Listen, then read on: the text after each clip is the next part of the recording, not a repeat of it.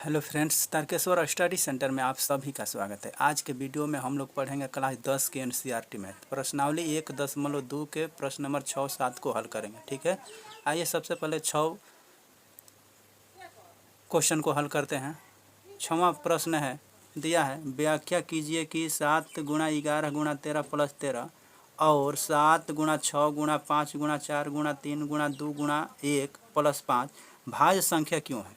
ठीक है, आइए सबसे पहले समझ लेते हैं भाज्य संख्या किसको कहते हैं। भाज्य संख्या उसे कहते हैं जिस संख्या के अभाज्य गुणनखंड में मिनिमम 3 अंक आता है वह भाज्य संख्या कहलाती है, संयुक्त संख्या कहलाती है, यौगिक संख्या कहलाती है।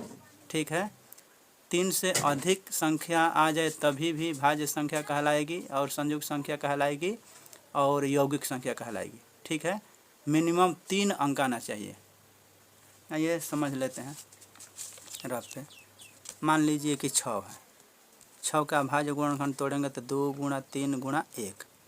देखिए 3 अंक है, यह भाज्य संख्या है क्योंकि मिनिमम 3 अंक है। 3 से अधिक संख्या हो जाए वो भी भाज्य संख्या, संयुक्त संख्या और यौगिक संख्या कहलाती है। चाहे मिनिमम 3 अंक होना चाहिए, 1 2 3, यह क्या है, भाज्य संख्या है। इसी प्रकार से 6वां क्वेश्चन को हल करेंगे, उसमें इसी प्रकार से आना चाहिए।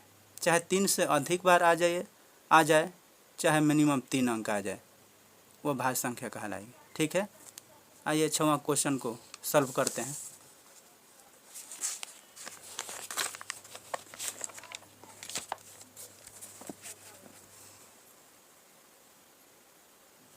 छठवां प्रश्न हल, दिया है 7 गुणा 11 गुणा 13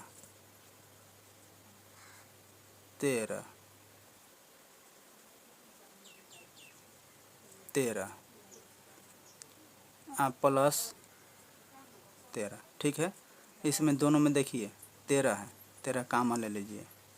कामन ले लेंगे 13 तो बचेगा 7 गुणा 11 प्लस यहाँ पे 13 कामन है 1। ठीक है, तो 13 11 7 77 प्लस 1, 13 गुणा 77 1 78।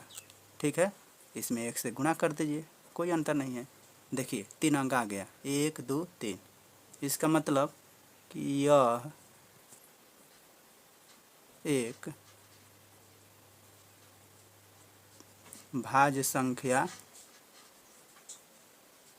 है।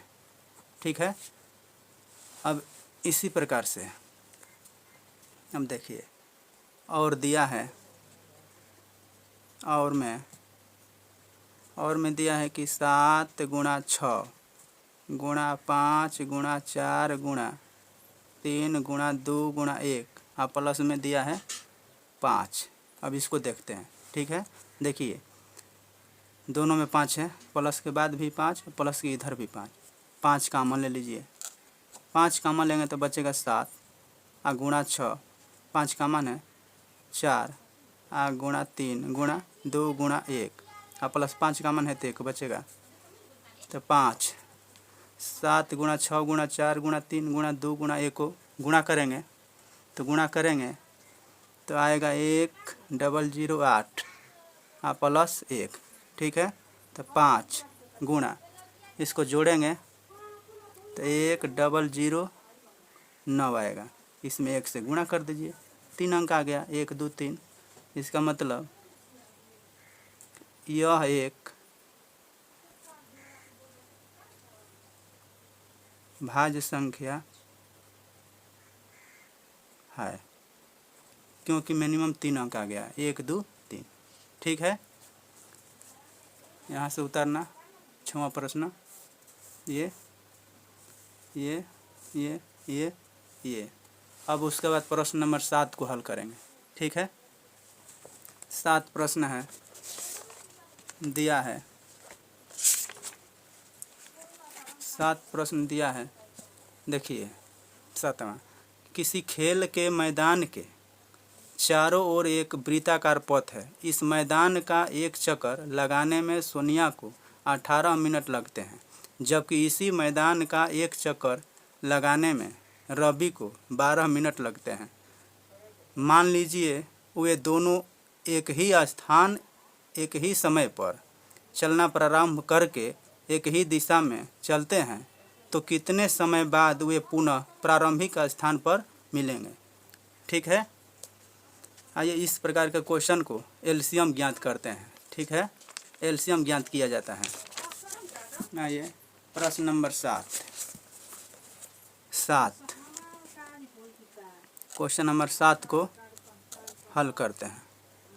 इस प्रकार के सवाल को एलसीएम निकाला जाता है। ठीक है, हल देखिए वृत्ताकार पथ है। ठीक है, वृत्ताकार पथ है। सोनिया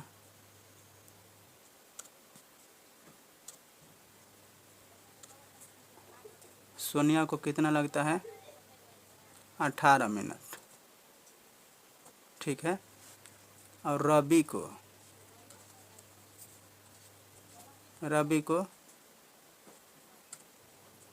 12 मिनट।